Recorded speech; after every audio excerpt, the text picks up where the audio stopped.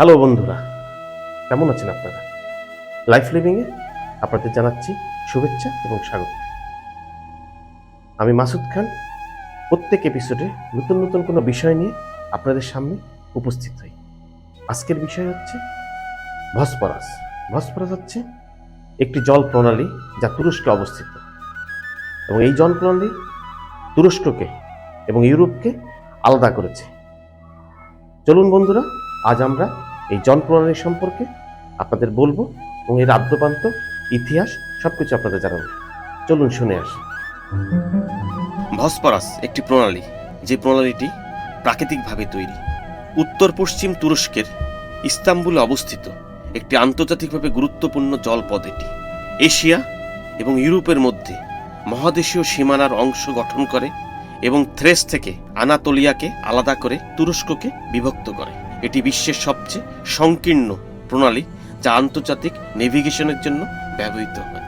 ভসপরাস একটি জল প্রণালী যা এশিয়া এবং ইউরোপের মধ্যবর্তী অঞ্চলের একটি অংশে সীমানা নির্দেশ করে। এটিকে অনেক সময় ইস্তাম্বুলের প্রণালীও বলা হয়। ভসপরাস মারমারা উপসাগর এবং দক্ষিণ পশ্চিমে দার্দেনেলাস প্রণালী মিলে তুর্কি প্রণালী গঠিত। ভসপরাস প্রণালী বিশ্বের নৌ চলাচলে ব্যবহৃত সবচেয়ে সরু জলপথ।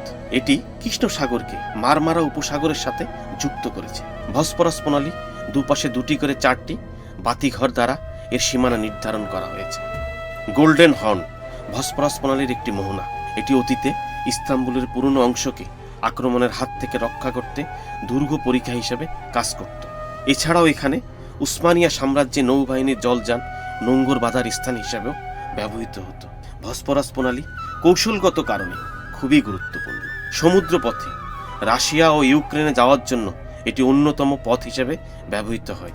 ভসপরাসকে অধিকার করার জন্য আধুনিক ইতিহাসে বেশ কয়েকটি সংঘাত হয়েছে। এর মধ্যে অন্যতম রাশিয়া তুরস্ক যুদ্ধ, যা সংঘটিত হয়েছিল 1877 থেকে 1887। 16 থেকে 18 শতকের মধ্যে উসমানীয় সাম্রাজ্যের সমস্ত কৃষ্ণ সমুদ্র এলাকা নিয়ন্ত্রণ ছিনিয়ে নেয়। এই সমুদ্র অঞ্চলে তখন রাশিয়ার সকল যুদ্ধ জাহাজের প্রবেশ নিষিদ্ধ করা হয়। সাম্প্রতিককালে তুরস্কের জল প্রণালী তেল শিল্পের জন্য অত্যন্ত গুরুত্বপূর্ণ হয়ে উঠেছে।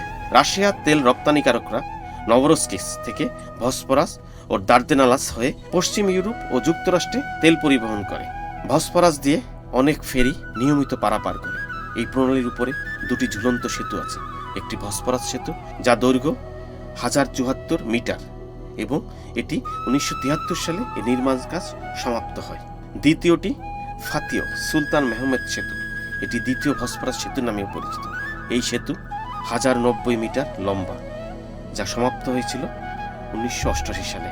ভসপরাস প্রণালীর উপরে তৃতীয় সেতুটির নাম হচ্ছে ইয়াভুজ সুলতান সেলিম সেতু। এর নির্মাণ কাজ শুরু হয়েছিল 2013-র 29শে মে, এবং এটি জনসাধারণের জন্য খুলে দেওয়া হয় 2015 সালের 29শে মে। এটি ভসপরাসের উত্তর প্রান্তে নির্মিত হয়েছে। বন্ধুরা, আনন্দ সুন্দর যে ভসপরাস, প্রাকৃতিক ভসপরাস, তার সম্পর্কে আপনাদের বললাম। এই ভসপরাসটি তার আদ্যপান্ত ইতিহাস, সৌন্দর্য সব কিছুই আপনাদের সামনে বলেছি। আজ এই পর্যন্ত।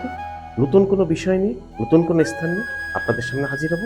সেই পর্যন্ত বন্ধুরা, আমাদের সাথে থাকবেন, লাইফ লিভিং সাথে থাকবেন।